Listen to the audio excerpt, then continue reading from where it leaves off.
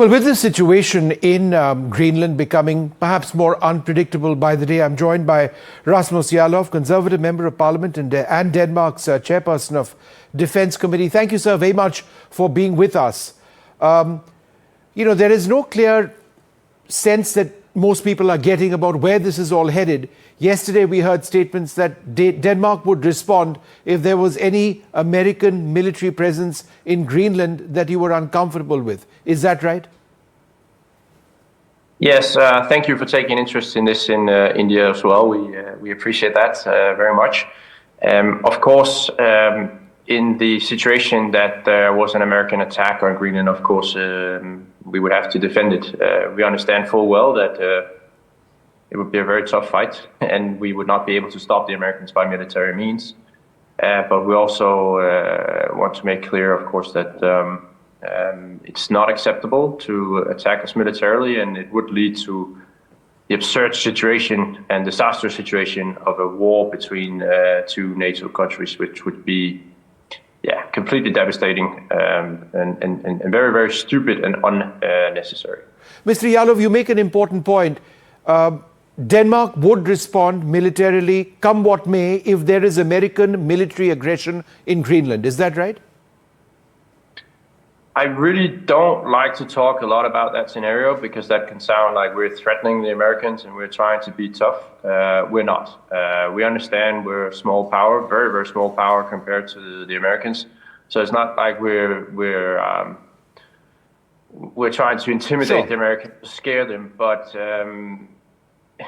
if theoretically that would be a war between two NATO countries, and of course that would lead to shots being fired and people be killed, and I would have to go to funerals. I would have to look at people who had been gunned down by Americans for absolutely no reason, and that would be a tragedy that's just really hard to understand, and a very, very unnecessary one, because the Americans already have access to Greenland. We already have a defense agreement that allows them access. And they can do mining in Greenland as well if that's what they want. So there's absolutely no need for this.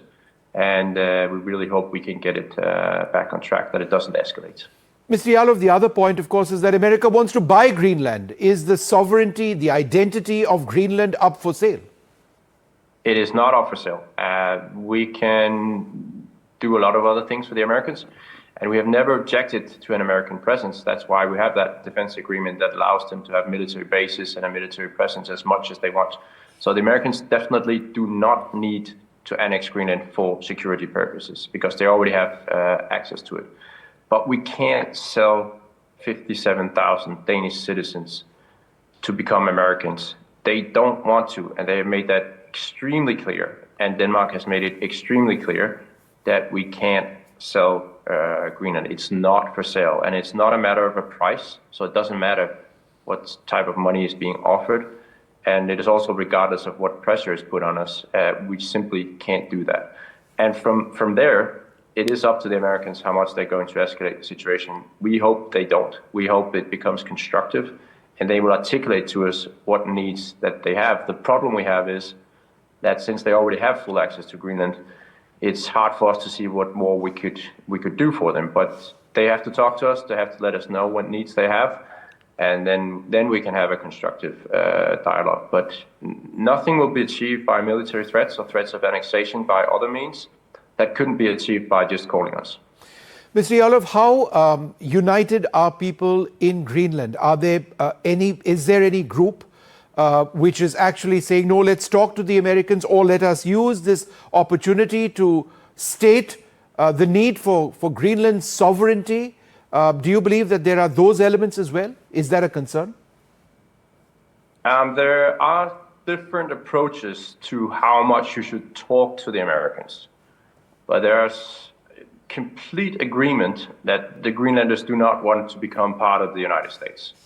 There was an election last year, and in the local Greenlandic parliament, where there's 31 members, there wasn't a single one elected that wants to join the United States.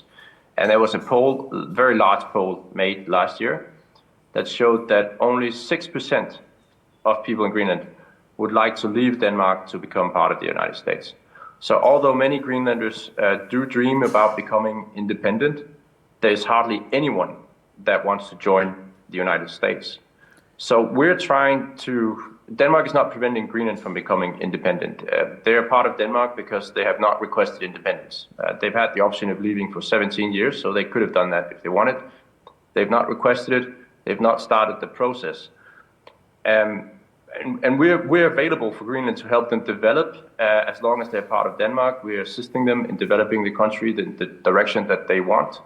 But we're also protecting them right now from being taken over by the Americans because that's something that they don't want. And the ties between Denmark and Greenland are quite close.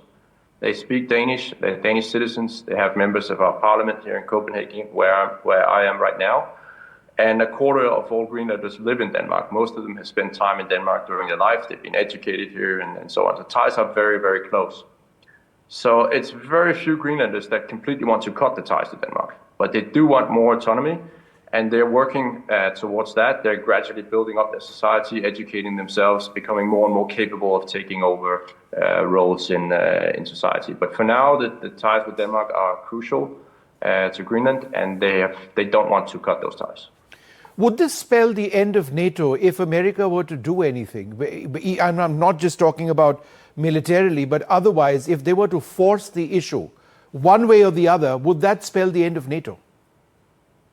It could well do that. I mean, certainly a military attack would be the end of NATO, because then Denmark would have to invoke the Article 5 in NATO, which is the oath that countries have to come and protect us. And then the Americans and all other countries would be obliged to come and help Denmark protect Denmark against the United States. Of course, the Americans would veto that, and then NATO would be dead. But other means are also unacceptable. I don't think any country could or should accept a targeted campaign from a foreign power to dismantle the country. And that's really what we're talking about. Americans are working actively to try to dismantle the Kingdom of Denmark. I mean, would India accept that a foreign power went to a province in India, tried to hook up with an independence movement, tried to bribe them into leaving India? I don't think any country would accept such an approach. Denmark is not standing in the way of the Greenlanders becoming independent, not at all. We are we're just there because they haven't asked us not to be there. And we've been there for 600 years. But it seems very, very unacceptable that the Americans are working so actively to sort of trying to dismantle our kingdom. Like if China went to Hawaii, tried to bribe people there into leaving the United States to become part of China, I think they would object quite aggressively against that. Mr. Jarlov, very, very strong views, but very important ones. It's a story that's impacting, global dynamics around the world. Thank you so much for sharing the perspective of Denmark in this very important story. Thank you very much indeed.